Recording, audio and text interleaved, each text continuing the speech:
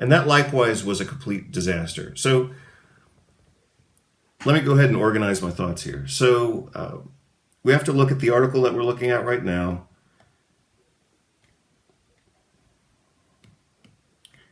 American Family Physician 2021. The other article was American Family Physician 2020. The other source that I've reviewed recently, among many, I only talk about the ones that are worthy of talking about. Some of them are so abstract, I think, for most people's conversation around this, or let me say that slightly differently if I can. I think some of the articles I've been looking at are so tangential to this topic in the way that most people would perceive it, that they would consider it to be too abstract or too ephemeral or whatever. For example, if we look at this article from Trends in Cognitive Sciences, this is a good example of the kind of stuff, kind of research that requires consideration, but not necessarily inclusion. So this article, 2017, I believe, 2017, is one of the articles I've reviewed recently in trying to get a grip on this topic and find solutions to it. Part of what's at stake here, or part of what's at question, is how ultimately do we perceive reality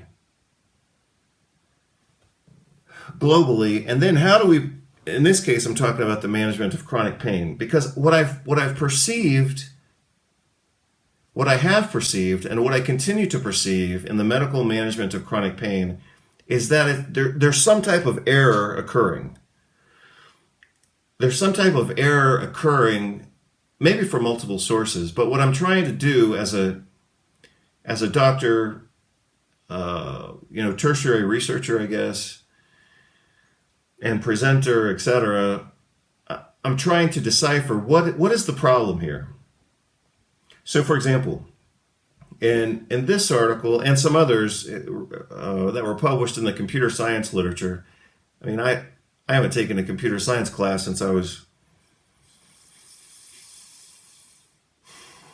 10 or 12 years old or something like that. But I did read an article from the computer science literature, believe it or not, talking about artificial intelligence and how they were trying to teach artificial intelligence to correct the error that is presented in this article. So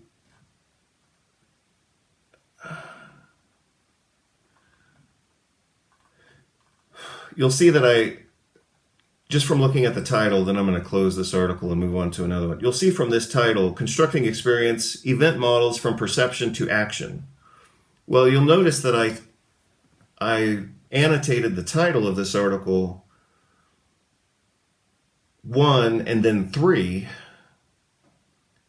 because obviously, and I don't even know why they wrote this the way they did, because in between perception and action is what?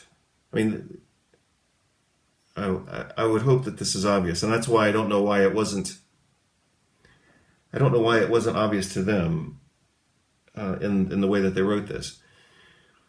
But no being, especially human beings, but no mammal or no complex being goes from perception to action.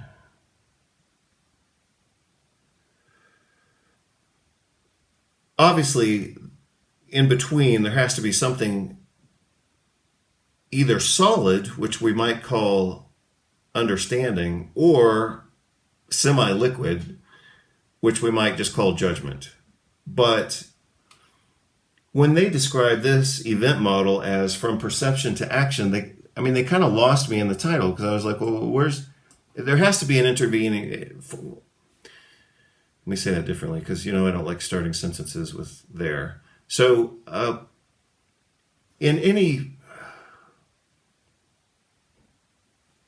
in any high-level discussion of cognitive sciences, I would think that the conversation would have to include at least three phases: perception, judgment, or understanding. But let's at least say judgment. It doesn't have to be understanding, it just has to be judgment.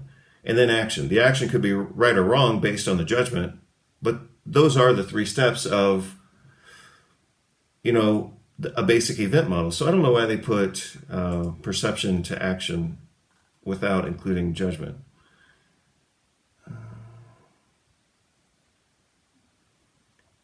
I suppose this is somewhat interesting sentence.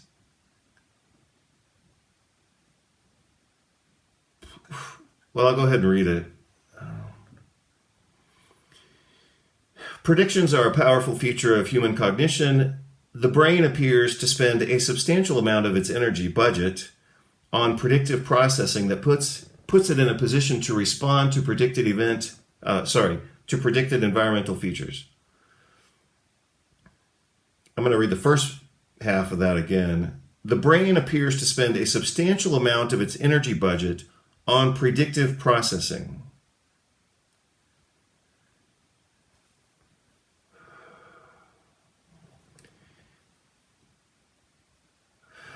Okay, so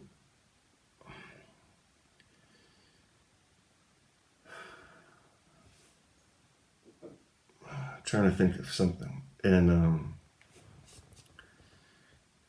I guess I'll just mention this, even though I've thought about it for years, but this is actually part of what's missing from formal education.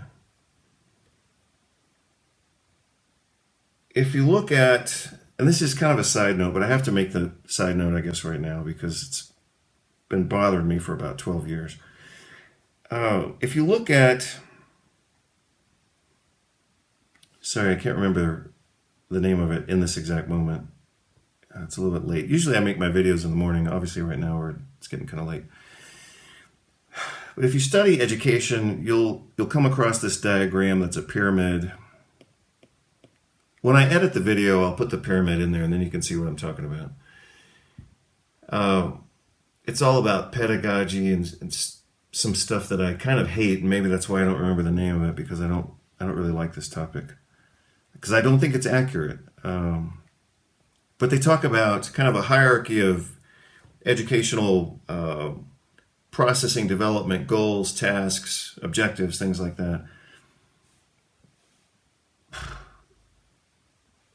Part of the reason I also hate this particular model of education is because this is what was popular at our medical school. And they actually had like banners and kind of a publicity event around this, but they called it higher order thinking, HOT, which I hated it. But the idea that's represented in this educational model is that, for example, memorization,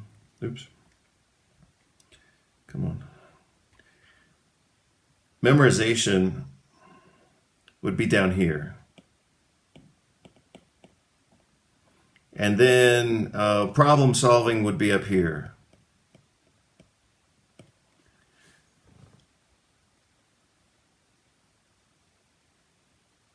And this is a very well accepted model in education. I mean, this is probably one of the models, or this is probably the dominant model in various forms and schools of education. And so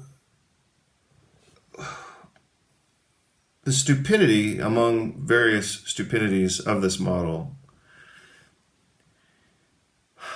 is that educators, not really educators, modern educators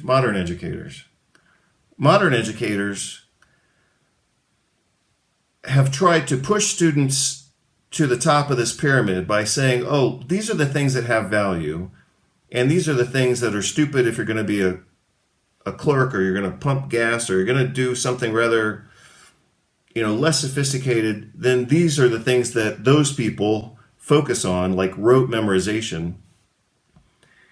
But the more cognitive challenging things are said to be at the top of this pyramid, which is starting to look kind of like either a boil or a volcano. So anyway, sorry, I realize this is a tangent, and I acknowledged it as such before. But for me, what I've hated about this is that it hasn't included anything about prediction. For me, the top of the pyramid should be prediction. For me, the goal of education, going through this stepwise sequence, not missing any of the steps. See, what they want to do these days in modern education is skip memorization and just jump to what they call higher order thinking, like problem solving and things like that. Well, for students, and this happened to us in medical school, and I see it all the time. If students don't have the discipline and the core knowledge that comes from memorization, then they don't have the fundamental materials for problem solving. And so what I've hated for decades, apparently now, about this model is that tasks like memorization get skipped because so-called modern educators want to jump to the top of this and say, hey, and we did this, for example, in medical school. In our ethics class, for example, we had problem-solving exercises applied to ethics, but we had never studied the fundamental core of ethics. Like we had never studied like the basic 4 principles of medical ethics, right? I don't even think they were ever mentioned in our class. So how the hell can these medical students who have never studied the core principles of ethics then engage in problem solving in medical ethics? And again, that's the modern education way of trying to skip the basic stuff, which they consider too primitive, even though we sure as hell had to memorize a bunch of other stuff in a very primitive manner. The crime of modern education is skipping the construction of a complex knowledge base with which one can then solve problems in a complex manner. And the other thing that has bugged me for decades is that they don't even talk about predictive ability as a consequence of education.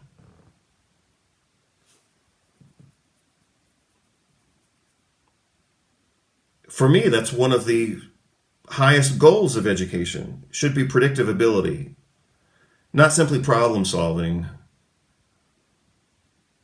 not simply multicultural perspectivism and whatever else. The ultimate goal of a high-level education should be the ability to predict.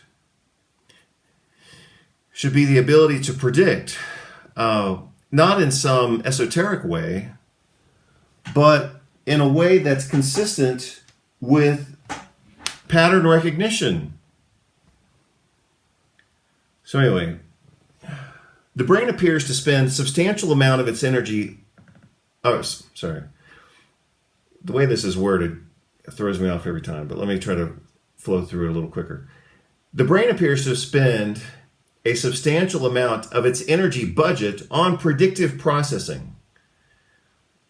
So why isn't if that's true, then why isn't predictive processing talked about in education? Why don't we talk about predictive ability? And why don't we try to develop predictive ability? Okay, thus, a re-representation that makes such predictions more accurate, more efficient, or both may be a worthwhile investment in the brain. Obviously, that's true. Thus, a re-representation that makes such predictions more accurate, more efficient, or both may be a worthwhile investment for the brain. Yeah. Okay, so here's another good quote from this article, and then I'm going to close out this article. An event model is not an arbitrary fabrication of the mind. To be useful, it needs to be closely coupled to the evolving state of affairs in the real world. I'm going to read that again. because this actually has application to what I'm going to talk about.